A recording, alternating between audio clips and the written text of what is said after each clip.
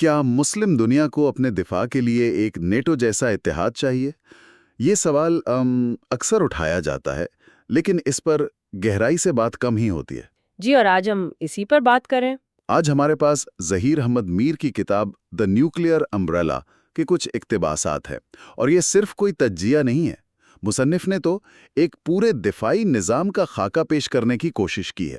بالکل، اور وہ اسے صرف ایک تجویز کے طور پر پیش نہیں کرتے، وہ اسے ایک دفاعی ضرورت کہتے ہیں، یعنی ایک ایسی چیز جس کے بغیر ان کے مطابق اب گزارا ممکن نہیں۔ تو آئیے دیکھتے ہیں کہ وہ اس نتیجے پر پہنچے کیسے ہیں۔ اچھا، مصنف گفتگو کا آغاز ایک بہت ہی آپ کہہ لیں چونکا دینے والے خیال سے کرتے ہیں۔ کون سا خیال؟ ایک بڑی غلط فہمی کا خاتمہ۔ وہ کہتے ہیں کہ دہائیوں تک مسلم دنیا میں ایک امید تھی، ایک یقین تھا کہ بڑی طاقتیں ان کی حفاظت کریں گی۔ کہ عالمی ادارے انصاف دیں گے۔ بالکل، اور یہ کہ ان کے مقدس مقامات کا احترام کیا جائے گا۔ اور یہ صرف ایک عوامی امید نہیں تھی، مصنف کے مطابق یہ تو بہت سے ریاستوں کی خارجہ پالیسی کی بنیاد تھی۔ اچھا؟ جی، ایک طرح کا یہ غیر تحریری معاہدہ تھا جس پر یقین کیا جاتا تھا کہ اگر آپ عالمی قانونوں کے دائرے میں رہیں گے تو بین الاقوامی نظام آپ کی خود مختاری کا تحفظ کرے گا۔ لیکن پھر مصنف اس خوش فہمی کے سامنے کچھ حقائق رکھتے ہیں، اور یہاں سے تصویر بالکل بدل جاتی ہے۔ وہ زمینی حقیقت کی بات کرتے ہیں۔ جی۔ وہ پوچھتے ہیں کہ حقیقت کیا ہے؟ وہ فلسطین اور کشمیر کی طرف اشارہ کرتے ہیں۔ 70 سال سے زیادہ ہو گئے اور یہ تنازعات ویسے کے ویسے ہی ہیں۔ پھر وہ پچھلی 2 دہائیوں کو دیکھتے ہیں۔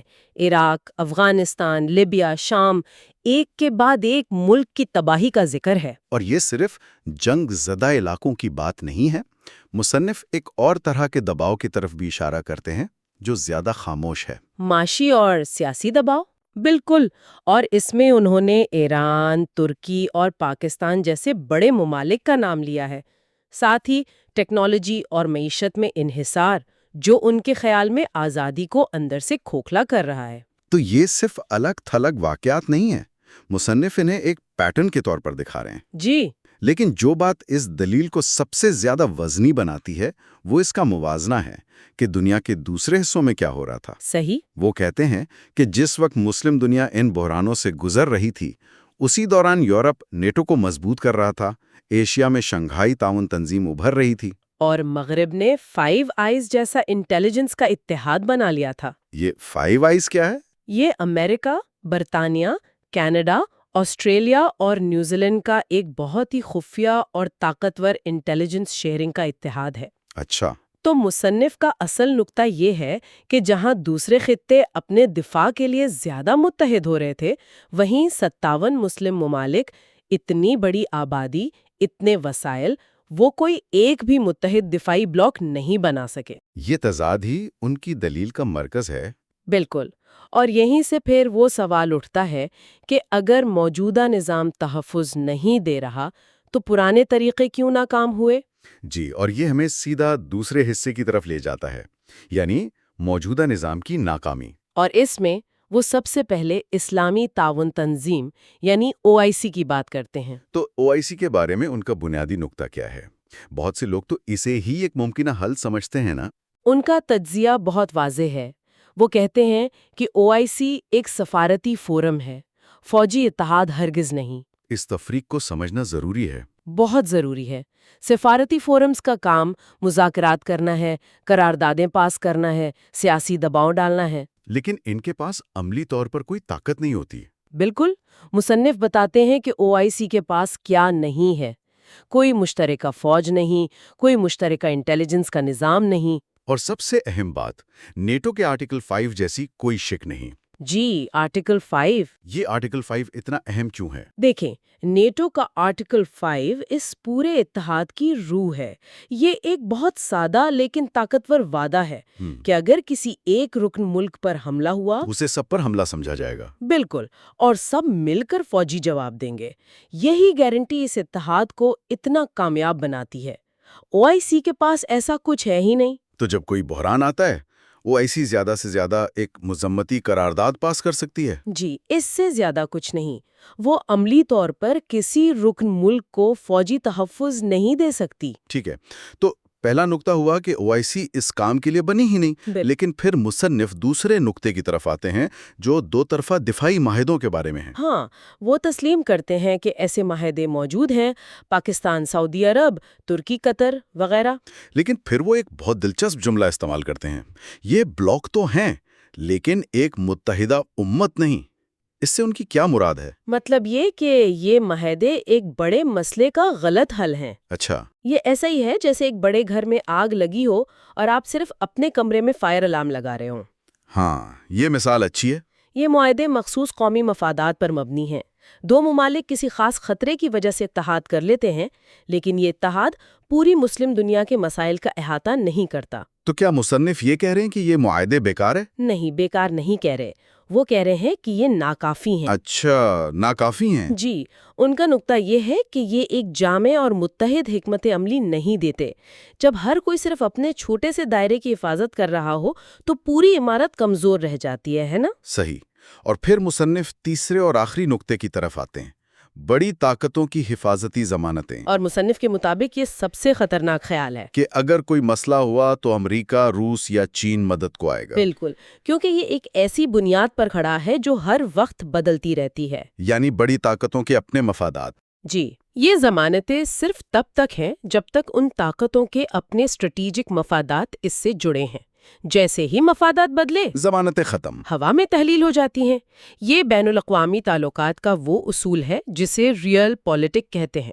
ہر ریاست ہمیشہ اپنا قومی مفاد پہلے دیکھتی ہے، چاہے کوئی بھی وعدہ کیا ہو۔ تو اس سب کا خلاصہ کیا ہے؟ آج ہم نے جو دیکھا وہ ایک بہت واضح دلیل ہے، دو ٹوک دلیل ہے۔ مصنف کے مطابق مسلم دنیا کو ایک نئے اجتماعی دفاعی ڈھانچے کی ضرورت ہے، کیونکہ پرانے نظام، چاہے وہ OIC ہو، دو طرفہ معاہدے ہوں یا بیرونی طاقتوں پر انحصار، یہ سب بری طرح ناکام ثابت ہوئے ہیں۔ بالکل۔ مصنف کا بنیادی پیغام یہی ہے کہ تحفظ اور سلامتی کی ضمانت اندر سے آنی چاہیے، باہر سے نہیں۔ یہ صرف ایک جذباتی نعرہ نہیں، بلکہ ان کے مطابق یہ ایک ٹھوس دفاعی ضرورت ہے۔ اور اس گہری گفتگو کے آخر میں ہم سامعین کے لیے ایک سوال چھوڑ جاتے ہیں جو براہ راست اس تجویز سے ہی نکلتا ہے۔ جی، فرض کریں اگر ایسا کوئی اتحاد بن بھی جاتا ہے تو اس کے اندر سب سے بڑے چیلنجز کیا ہوں گے؟ یہ بہت اہم سوال ہے۔ کیا یہ اتحاد مختلف سیاسی نظاموں، الگ الگ معاشی مفادات اور ان گہرے ثقافتی اور فرقہ وارانہ اختلافات پر قابو پا سکے گا جو آج مسلم دنیا کو تقسیم کیے ہوئے ہیں؟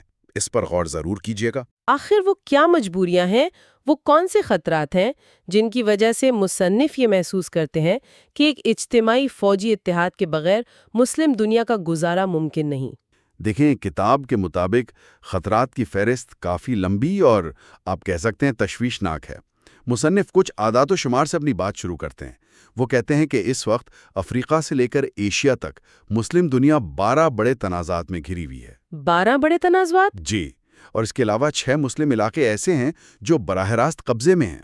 اچھا، یہ صرف سرحدوں کی لڑائیاں نہیں ہیں، یہ وجود کی لڑائیاں بن چکی ہیں۔ 12 بڑے تنازعات اور 6 مقبوضہ علاقے، یہ تو صرف نمبرز نہیں ہیں، ان کے پیچھے لاکھوں انسانوں کی کہانیاں ہیں۔ لیکن کیا یہ خطرات صرف روایتی جنگ تک محدود ہے؟ نہیں، اور یہی سب سے اہم نقطہ ہے۔ مصنف کے مطابق 9 مسلم ممالک اس وقت سخت بین الاقوامی پابندیوں کا سامنا کر رہے ہیں جو ان کی معیشت کو مفلوج کر رہی ہیں۔ بالکل، اور اس کے ساتھ ساتھ درجنوں ممالک کو ہائبرڈ جنگی مہمات کا سامنا ہے۔ ایک منٹ یہاں واضح کرتے چلیں، جب ہم ہائبرڈ جنگ کی بات کرتے ہیں تو اس کا مطلب صرف ٹینک اور فوج نہیں ہوتا، بلکہ اس میں فیک نیوز پھیلانا، سائبر حملے کرنا، معاشی دباؤ ڈالنا اور معاشرے کے اندر تقسیم پیدا کرنا بھی شامل ہے۔ ٹھیک ہے؟ بالکل درست۔ یہ ایک ایسی جنگ ہے جو نظر نہیں آتی، لیکن اس کے اثرات بہت گہرے ہوتے ہیں۔ تو مصنف کا استدلال یہ ہے کہ مسلم دنیا پر ہر طرف سے حملہ ہو رہا ہے، فوجی، معاشی اور نظریاتی طور پر، اور ان سب کے مقابلے کے لیے کوئی متحدہ دفاعی نظام موجود نہیں۔ اور اسی تناظر میں کتاب ایک ایسی حقیقت بیان کرتی ہے جو واقعی چونکا دینے والی ہے۔ 2 ارب مسلمانوں کی آبادی، دنیا کے اہم ترین وسائل پر کنٹرول، لیکن کوئی اجتماعی فوج نہیں، کوئی مشترکہ دفاعی کمانڈ نہیں ہے۔ یہ تو ایسا ہے کہ ایک بہت بڑا قلعہ ہو جس کے دروازے پر کوئی پہرے داری نہ ہو۔ یہی وہ نقطہ ہے جس سے مصنف بار بار دہراتے ہیں۔ وہ کہتے ہیں کہ یہ کمزوری صرف سرحدوں تک محدود نہیں، مسلم دنیا کے مقدس مقامات، اہم تجارتی راستے اور وہ سمندری گزرگاہیں جنہیں چوک پوائنٹس کہا جاتا ہے، وہ سب بھی غیر محفوظ ہیں؟ جی، کتاب کے مطابق یہ صورتحال ایسی ہے جسے اب مزید برداشت نہیں کیا جا سکتا اور اس پر فوراً کچھ کرنے کی ضرورت ہے۔ اچھا، تو خطرات کا پیمانہ تو بہت بڑا اور کثیر الجہتی ہے، لیکن یہ سوال پیدا ہوتا ہے کہ کیا ایک فوجی اتحاد ہی اس کا واحد حل ہے؟ آخر مصنف اس خاص ماڈل یعنی ایک مسلم نیٹو پر ہی کیوں زور دیتے ہیں؟ اس کے پیچھے کیا منطق ہے؟ کتاب اس اتحاد کے حق میں 4 بنیادی ستون پیش کرتی ہے۔ پہلا اور سب سے اہم ستون مشترکہ ایمان ہے۔ مصنف قرآن کی سورۃ الانفال کی آیت 72 کا حوالہ دیتے ہیں، جس کا مفہوم ہے کہ اگر مسلمان دین کے معاملے میں مدد مانگے تو ان کی مدد کرنا فرض ہے۔ یعنی یہ اتحاد صرف ایک سیاسی ضرورت نہیں، بلکہ ایک دینی اور اخلاقی ذمہ داری کے طور پر پیش کیا گیا ہے۔ یعنی اس کی بنیاد اسٹریٹجک مفادات سے زیادہ گہری ہے، یہ ایک اخلاقی جواز پر کھڑی ہے، یہ ایک طاقتور دلیل ہے۔ اس کے بعد دوسرا ستون ہے مسلم امہ کی بے پناہ جغرافیائی اور مادی طاقت۔ ذرا اعداد و شمار پر غور کریں، 2 ارب کی آبادی، 57 ممالک، دنیا کے 70% توانائی کے وسائل پر کنٹرول۔ 70%؟ یہ بہت بڑا نمبر ہے۔ جی، اور دنیا کی 40% تجارت ان ممالک کے راستوں سے ہوتی ہے۔ واہ، یہ وہ طاقت ہے جو بکھری ہوئی ہے، اگر اسے اکٹھا کر لیا جائے تو یہ ایک فطری عالمی طاقت بن سکتی ہے۔ یہ اعداد و شمار واقعی حیران کن ہے، لیکن یہ ایک مشکل سوال بھی کھڑا کرتے ہیں۔ اگر اتنی طاقت اور وسائل پہلے سے موجود ہیں تو یہ آج تک ایک اجتماعی دفاعی قوت میں کیوں نہیں بدل سکی؟ کیا کتاب اس تاریخی نا اتفاقی یا اندرونی اختلافات پر کوئی روشنی ڈالتی ہے؟ یہ ایک بہت اہم سوال ہے، اور کتاب اس کا جواب براہ راست نہ صحیح لیکن بالواسطہ طور پر دیتی ہے۔ مصنف کا نقطہ نظر یہ ہے کہ تاریخی طور پر قیادت کا فقدان رہا ہے اور مشترکہ خطرے کا احساس اس شدت سے موجود نہیں تھا جو اب ہے۔ تیسری دلیل اسی سے جڑی ہے، جسے وہ دشمن کا نظریہ کہتے ہیں۔ اچھا، وہ کیا ہے؟ ان کا کہنا ہے کہ جب مخالف قوتیں مسلم امہ کو ایک ہی بلاک سمجھ کر نشانہ بناتی ہیں تو پھر امت کو بھی خود کو ایک متحد بلاک کے طور پر دیکھنا اور جواب دینا چاہیے۔ یعنی بیرونی دباؤ اب اندرونی اتحاد کی سب سے بڑی وجہ بن سکتا ہے۔ بالکل۔ یعنی مصنف کا اصل نقطہ یہ نہیں کہ مسلم دنیا کمزور ہے، بلکہ یہ کہ وہ اپنی اجتماعی طاقت سے بے خبر ہے۔ یہ وسائل، یہ جغرافیہ، یہ ایمان، یہ سب کچھ بکھرا پڑا ہے، اور یہ اتحاد اسے جوڑنے کی ایک کوشش ہے۔ یہ عدم موجودگی سے موجودگی کا سفر ہے۔ آپ نے بالکل صحیح خلاصہ کیا، اور اسی سفر کا چوتھا اور شاید سب سے ٹھوس ستون پاکستان کا کردار ہے۔ کتاب میں پاکستان کو اس مجوزہ اتحاد کا مرکزی ستون یا لنچ پن قرار دیا گیا ہے۔ اور اس کی وجہ صرف یہ نہیں کہ پاکستان ایک بڑی فوجی طاقت ہے۔ نہیں، اس سے کہیں زیادہ ہے۔ وجہ یہ ہے کہ پاکستان مسلم دنیا کی واحد اور تسلیم شدہ جوہری طاقت ہے۔ صحیح۔ اس کے پاس نہ صرف ایٹمی ہتھیار ہیں، بلکہ ایک قابل اعتماد ڈیلیوری سسٹم اور سب سے بڑھ کر ایک آزمودہ ڈیٹرنس ڈاکٹرائن بھی ہے۔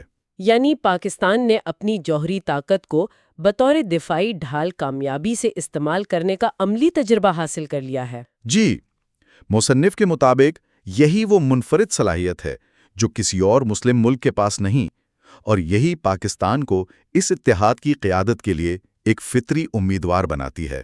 ٹھیک ہے، تو منطق تو سمجھ آتی ہے، لیکن مسلم نیٹو کا نام سنتے ہی ذہن میں فوراً مغربی نیٹو کا خیال آتا ہے۔ تو کیا یہ منصوبہ صرف نیٹو کی ایک نقل ہوگا؟ کیا یہ مغرب کے بنائے ہوئے ماڈل کی کاپی ہوگی؟ یہ ایک عام تاثر ہے، لیکن مصنف واضح کرتے ہیں کہ یہ نقل نہیں ہوگی، بلکہ اس سے پریرنا لی جائے گی۔ ہاں، کچھ بنیادی ڈھانچے جیسے اجتماعی دفاع کا اصول ضرور اپنایا جائے گا۔ یعنی وہ مشہور آرٹیکل 5 والا اصول کہ ایک رکن ملک پر حملہ سب پر حملہ سمجھا جائے گا؟ بالکل وہی، ایک سب کے لیے اور سب ایک کے لیے۔ اس کے علاوہ ایک مشترکہ کمانڈ اینڈ کنٹرول کا نظام، انٹیلیجنس شیئرنگ کا ایک مؤثر نیٹ ورک، اور مشترکہ فوجی مشقیں۔ جی، اور معیارات، تاکہ تمام ممالک کی افواج ایک ساتھ مل کر کام کر سکیں۔ یہ وہ عملی ڈھانچہ ہے جو کسی بھی کامیاب فوجی اتحاد کے لیے ضروری ہے، और उसे नेटो के तजर्बे से सीखा जा सकता है। लेकिन अगर ये सिर्फ इतना ही है तो फिर इसमें नया क्या है? वो क्या चीजें हैं जो इसे नेटो से मुख्तलिफ और मुसन्निफ के मुताबिक शायद ज्यादा ताकतवर बनाती हैं? इसकी इनफरादियत इसके मकासद में पोशीदा है। किताब के मुताबिक इसकी 4 मुनफरिद खुसूसियात होंगी। पहली, इसका एक बुनियादी मकसद मुक़द्दस मकामात का तहफ़्फ़ुज़ होगा। ये एक ऐसा मकसद है जो दुनिया के हर मुसलमान के दिल को छूता है और इसे एक गहरी रूहानी और जज्बाती बुनियाद फराहम करता है, जो नेटो जैसे सेक्युलर इत्तेहाद में मौजूद नहीं। ये वाकई एक बहुत बड़ा फर्क है। दूसरा क्या है? दूसरा, ये इत्तेहाद इस्लामी तालीमात से माखूज अखलाकी जंगी उसूलों की सख्ती से पाबंदी करेगा। इसका अमली तौर पर क्या मतलब होगा? क्या इसका मतलब जंगी कैदियों से सुलूक या सिविलियन आबादी के तहफ़्फ़ुज़ के लिए मुख्तलिफ क़वानीन होंगे? जी, मुसन्निफ का इशारा इसी तरफ है। यानी ताकत का बेलगाम इस्तेमाल नहीं होगा, बल्कि उसे अखलाकी हुदूद में रखा जाएगा। तीसरा, इसका एक वाज़े मकसद दुनिया भर में मज़लूम मुस्लिम अक़वाम का इज्तिमाई दिफा होगा। ओह, ये सिर्फ अपने रुकन मुमालिक के दिफा तक महदूद नहीं रहेगा, बल्कि जहां भी मुसलमानों पर जुल्म होगा, ये इत्तेहाद इनकी आवाज़ और ढाल बनेगा। तो इसका दायरा कार सिर्फ रुकन मुमालिक की जोग्राफियाई हुदूद से बाहर भी होगा? ये एक बहुत बड़ा दावा है। बिल्कुल। और चौथी और सबसे अहम बात, इस इत्तेहाद की बुनियाद मुफादात पर नहीं, बल्कि दीनी भाईचारे और अखलाकी जवाज़ पर होगी। मुसन्नफ का मानना है कि इन्हीं खुसूसियात की वजह से ये इत्तेहाद नेटो से ज़्यादा रूहानी ताकत का हामिल होगा, क्योंकि इसके फ़ौजी सिर्फ एक मुआहदे के लिए नहीं, बल्कि एक अक़ीदे के लिए लड़ेंगे। ये सब नज़रियाती बातें हैं, बहुत मजबूत और पुरकशिश लगती हैं, लेकिन अक्सर ऐसे बड़े मंसूबे कागज़ पर ही रह जाते हैं। क्या किताब सिर्फ नज़रिया पेश करती है या इसको अमली जामा पहनाने का कोई रास्ता भी बताती है? यही वो जगह है जहां किताब एक बहुत ही ड्रामाई मोड़ लेती है और नज़रिए को हकीकत के करीब लाने की कोशिश करती है।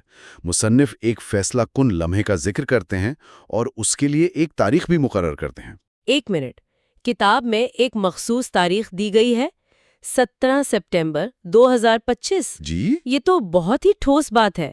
क्या मुसन्निफ उसे एक पेशेनगोई के तौर पर पेश कर रहे हैं या ये सिर्फ एक मिसाली खाका है, ये दिखाने के लिए कि इसकी शुरुआत कैसे हो सकती है? ये एक बेहतरीन सवाल है। मुसन्निफ उसे एक ब्लूप्रिंट या एक मिसाली आगाज के तौर पर पेश करते हैं। वो कहते हैं कि 17 सितंबर 2025 को पाकिस्तान और सऊदी अरब के दरमियान एक स्ट्रेटेजिक म्यूचुअल डिफेंस एग्रीमेंट यानी SMDA पर दस्तखत होते हैं। और यही मुआहदा इस पूरे मंसूबे का संगे बुनियाद है? जी, और इस मुआहदे की वो कौन सी शिक है जो इसे इतना अहम बनाती है? इसकी मरकजी शिक वही है जिसका हमने पहले जिक्र किया। किसी एक मुल्क पर हमला दोनों पर हमला तसव्वुर होगा। किताब इसे मुस्लिम दुनिया का पहला मुस्लिम आर्टिकल 5 करार देती है।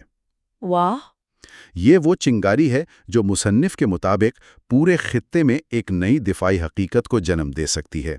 तो ये मुआहदा जो सिर्फ पाकिस्तान और सऊदी अरब के दरमियान है, दरअसल इस बड़े मुस्लिम नेटो मंसूबे का पहला कदम या एक न्यूक्लियस है? पाकिस्तान अपनी फौजी और जौहरी सलाहियत के साथ और सऊदी अरब अपनी मजहबी क़यादत और माशी वसाइल के साथ इस इत्तेहाद का इंजन बनते हैं। बिल्कुल। अगर हम इसे बड़ी तस्वीर में देखें तो यही बात है। ये 2 सुतून हैं जिन पर पूरी इमारत खड़ी करने की तजवीज़ दी गई है। मुसन्निफ का ख्याल है कि जब ये 2 बड़े मुमालिक एक दूसरे के दिफा का अहद कर लेंगे तो दूसरे मुस्लिम मुमालिक के लिए भी इस इत्तेहाद में शामिल होना आसान हो जाएगा और ये तहरीक बढ़ती चली जाएगी। जी। तो इन सब बातों का क्या मतलब है? इस पूरी गुफ्तगू का खुलासा क्या है? हमने खतरात देखे, उनके जवाब में एक दिफाई इत्तेहाद की मंतिक सुनी, उसका ढांचा समझा और उसके आगाज का एक अमली खाका भी देखा। खुलासा ये है कि मुसन्निफ के मुताबिक मुस्लिम उम्मा को इस वक्त जज्बाती यकजहती से ज़्यादा दिफाई यकजहती की ज़रूरत है। सिर्फ मुजम्मती करारदादें या बयानात काफ़ी नहीं।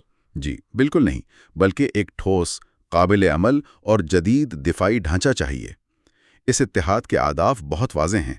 मुस्लिम ममालिक की खुद मुख्तारी का तहफ़्फ़ुज़, उनके वसाइल की हिफाजत, उनके अवाम के वक़ार की बहाली और आलमी सतह पर एक बाअसर और बाइज़्ज़त मकाम का हुसूल। बिल्कुल।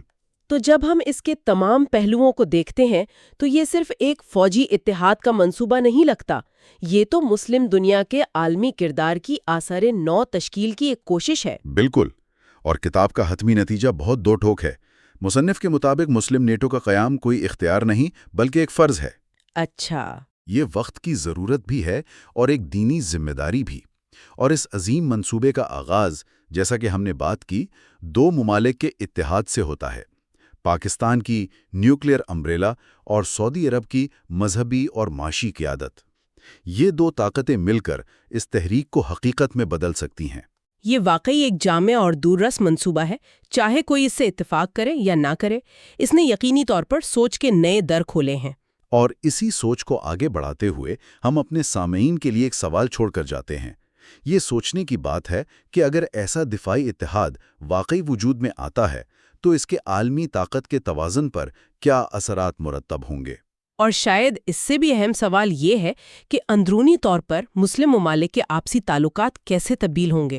کیا یہ اتحاد انہیں تاریخی اختلافات بھلا کر مزید قریب لائے گا یا پھر قیادت اور اثر و رسوخ کی ایک نئی کشمکش کو جنم دے گا؟